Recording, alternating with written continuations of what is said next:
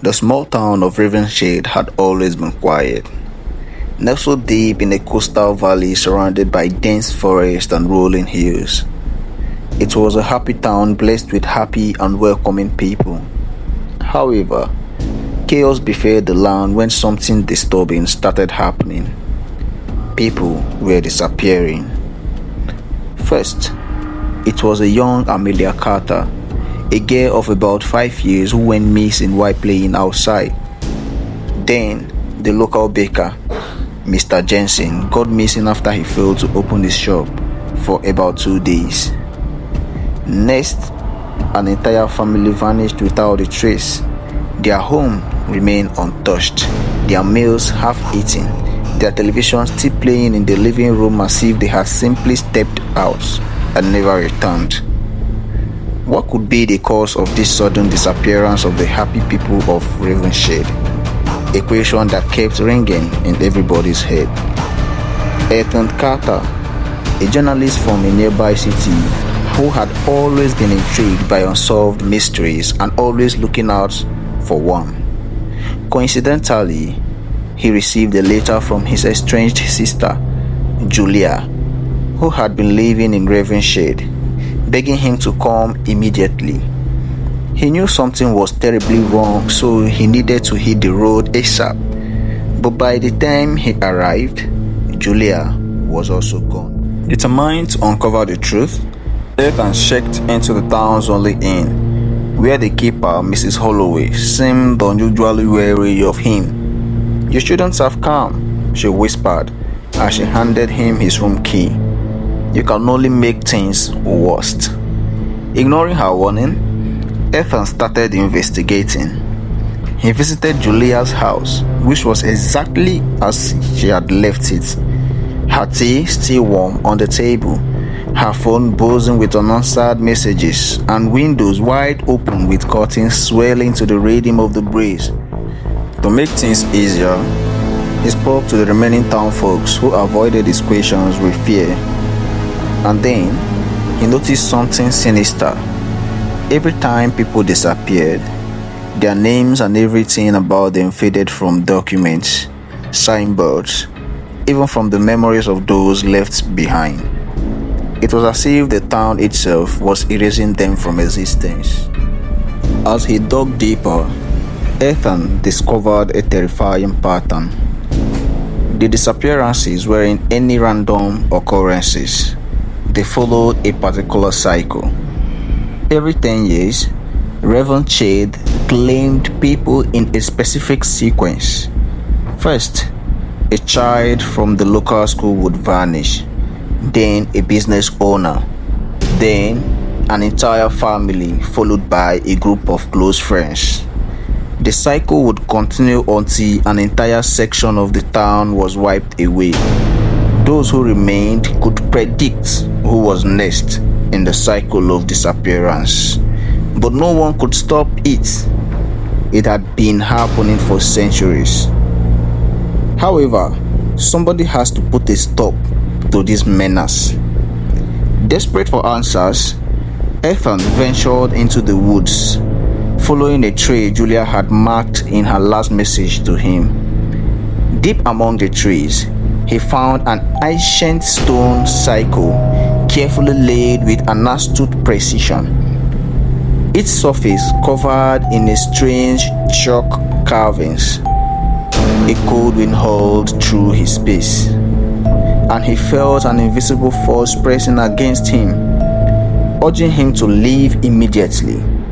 But then, he heard a whisper, soft but persistent, calling his name. He turned to run, but his legs were too heavy to lift, and suddenly, he was no longer in the forest. He found himself standing in the middle of Ravenshade, but it was a different dimension, a kind of upside down of Ravenshade.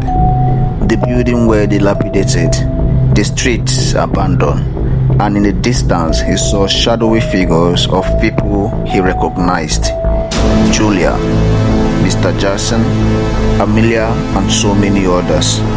They were trapped in the gauzy vision of the town, their eye sockets vacant, their bodies frozen as if sucked and stuck in time. The feeling was more terrifying than it looked. A deep Asian voice echoed around him, claiming the town was built on a cursed ground and any soul that disappeared was used to feed the obverse cycle. However, Ethan struggled to move, to fight his way out at least, but his body felt very heavy. That was when he realized why no one has ever been able to escape Ravenshade, why the disappearances had no explanation, not even from a single person. The town itself was alive, an entity that consumed those who lived within it. But Ethan was determined, if not for anything, not to be trapped together with those he came to save in this cursed existence. So he moved on in search of a way out. As he walked through the airy spectral version of the town, he noticed the library, one that no longer existed in the real world. Inside the library, dust-covered books lined the shelves, filled with forgotten records of those who had lived and vanished. But one book caught his attention. It had his sister's name on it.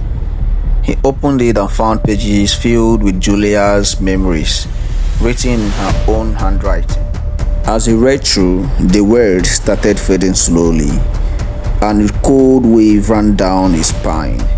This was exactly how the town erased the memories of people it captured their existence within these books.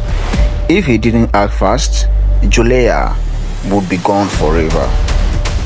Just then, a shadowy figure appeared, a woman with hollow eyes and translucent skin. It was Julia. Ethan, you shouldn't be here, she murmured with a barely audible voice. I came to save you, Ethan said, stepping closer, but she backed out. You can't save me, she whispered, but you can save yourself. Ethan refused to buy into the idea, so he frantically flipped through the book, searching for something, anything at all that could break the curse. Then he found it, a ritual, a way to undo what had been done. But the ritual required a symbol from the past, something that connected the lost to the living.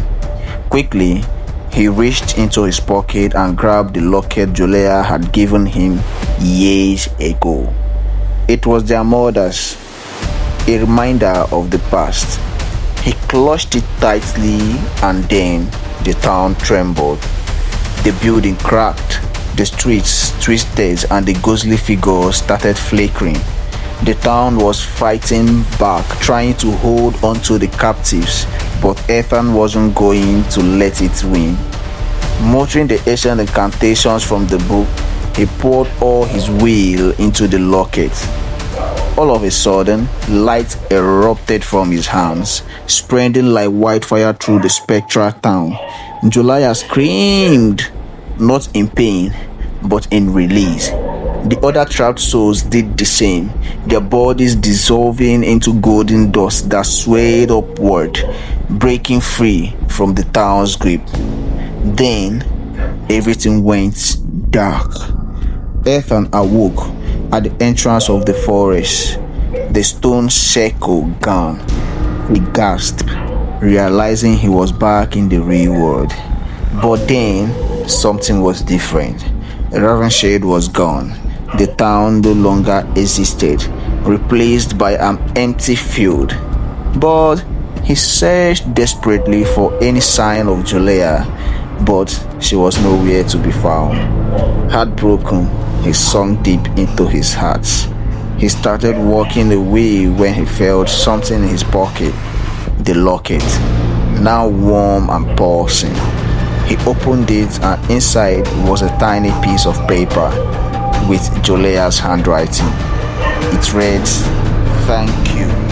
And Ethan took a very deep breath for a job well done. They all appeared in Ethan's eyes.